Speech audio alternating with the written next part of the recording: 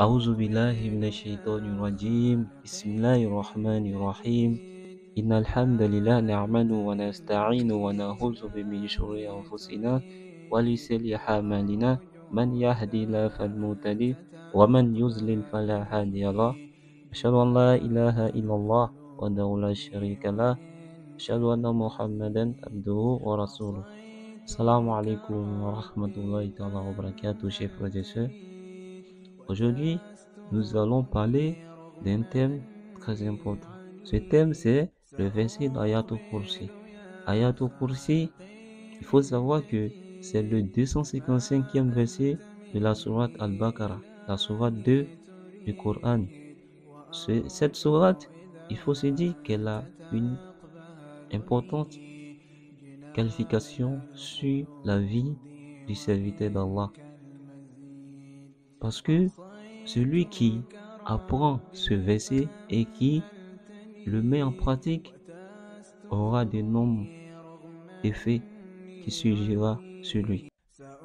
Il faut savoir que la sourate Al-Baqarah contient 286 versets et le verset Ayatul Kursi en fait partie de ces 286 versets.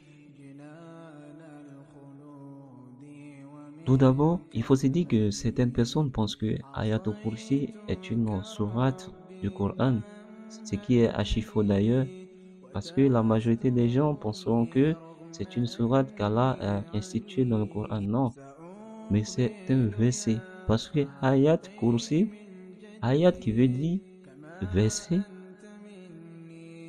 et Al-Kursi qui veut dire le trône, c'est-à-dire le verset du trône. Ayatul Kursi, le verset du trône. Car certains ont pour l'habitude de dire le verset du trône immense. Il faut se dire que Ayatul Kursi, le musulman est censé le connaître et de le mettre en pratique. Parce que il regorge des noms bienfaits et des mérites. Nous allons tout d'abord parler de la signification de Ayatul Kursi dans cette première partie. Ensuite, dans la seconde partie, nous allons parler des bienfaits et les mérites de la récitation de ce verset. D'abord, le verset du trône, Ayatul Kursi, en arabe ainsi qu'en français. En arabe, c'est Allahu la ilaha illahu al-hayyul qayyum la ta'khuzuhu sinatun wa la nahum lahu ma fi samawati wa ma fil ard man zallazi yashfa'u indahu illa bi izni ya'lamu ma bayna aydihim wa ma khalfahum wa la yuhituna bi shay'in min ilmihi illa bima sha'a وسع كرسيه السماوات والأرض ولا يعوده حفظهما وهو العلي العظيم. Ça c'est en arabe. Ainsi, la signification en français est que Allah, point de divinité, à part lui, le vivant, celui qui subsiste par lui-même, Al-Qayyum, ni somnolence ni sommeil ne le saisissent. À lui appartient tout ce qui est dans les cieux et sur la terre. Qui peut donc intercéder auprès de lui sans sa permission? Il connaît leur passé et leur futur, et de sa science, il n'embrasse que ce qu'il veut. Son trône aussi déborde les cieux et la terre, dont la garde ne lui coûte aucune peine, et il est le très haut, le très grand. Chers frères et sœurs, il faut savoir que dans cette signification, quand on veut décortiquer ce verset, d'abord Allah, point de divinité à part lui, le vivant, celui qui subsiste par lui-même, Al-Qayyum. Il faut savoir que cette allocution indique qu'il n'y a pas d'autre Dieu qu'Allah. Ce verset commence par cette parole qui est la plus bénie et la meilleure parole prononcée par le prophète sallallahu alayhi wa sallam, ainsi que tous les prophètes qui sont venus, qui ont été envoyés par Allah subhanahu wa ta'ala. Et tous sont venus avec La ilaha illallah.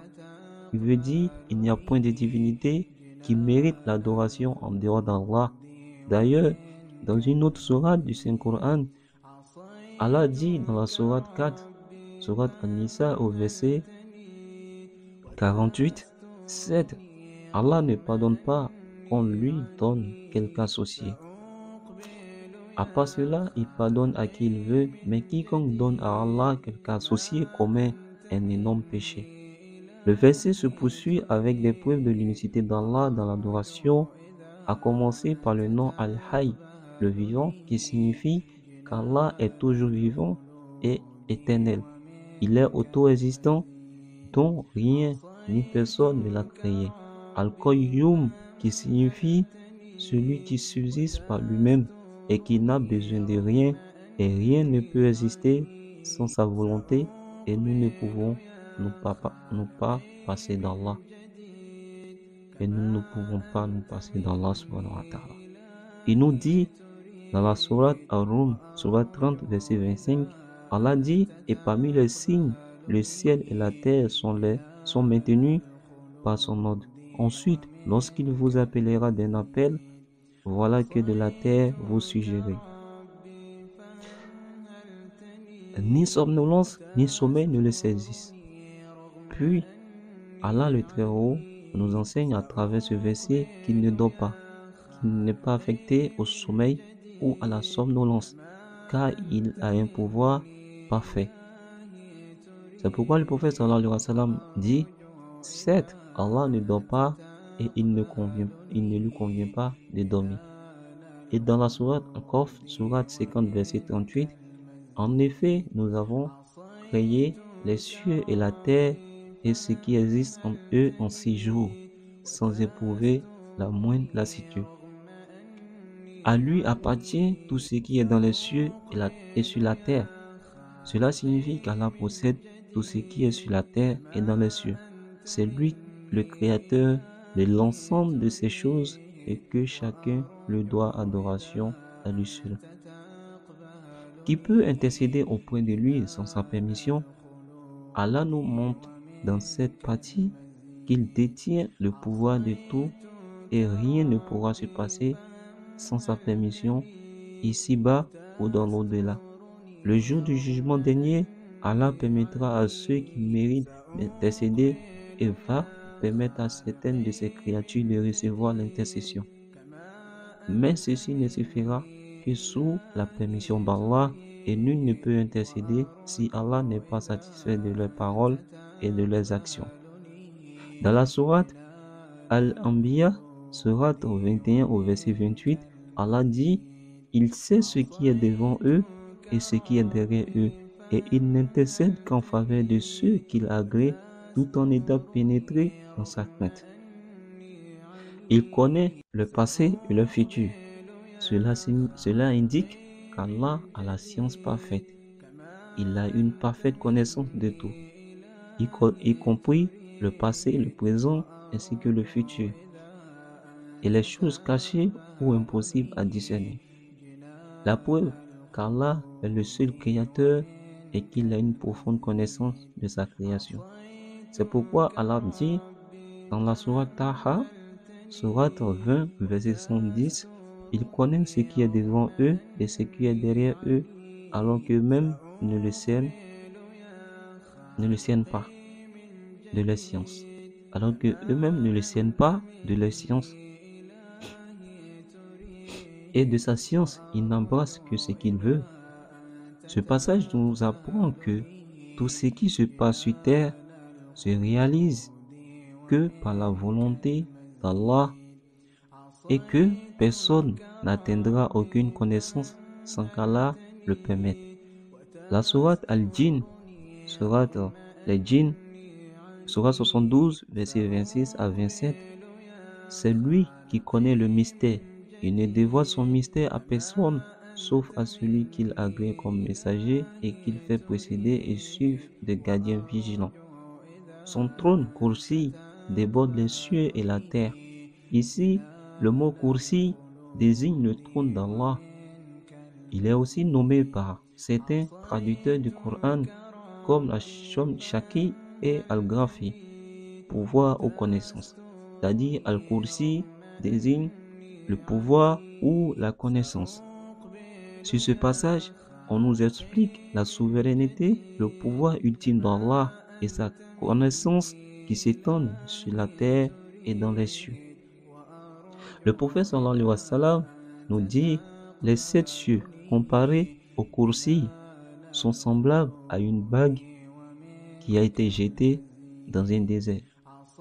Puis il nous dit Al-Kursi comparé au Arsh, au trône d'Allah est semblable également à une bague jetée dans le désert et dont la garde ne lui coûte aucune peine.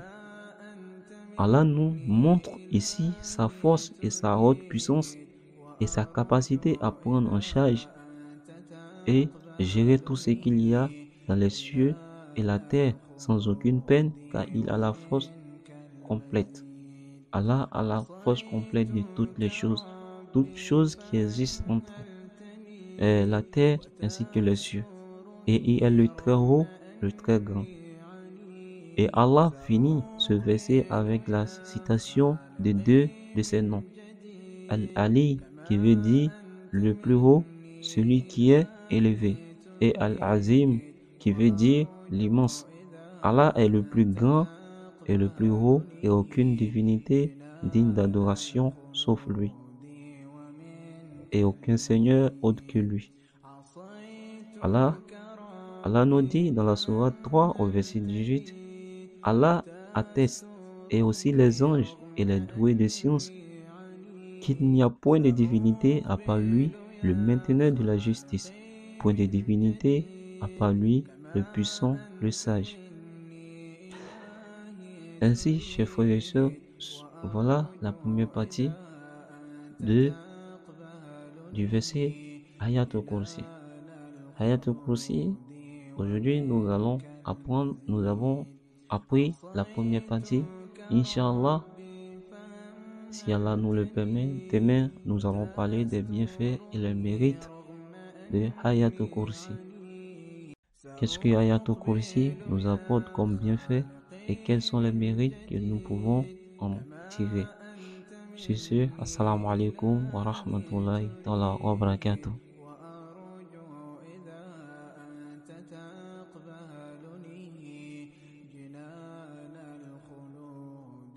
بسم الله الرحمن الرحيم الله لا إله إلا هو الحي القيوم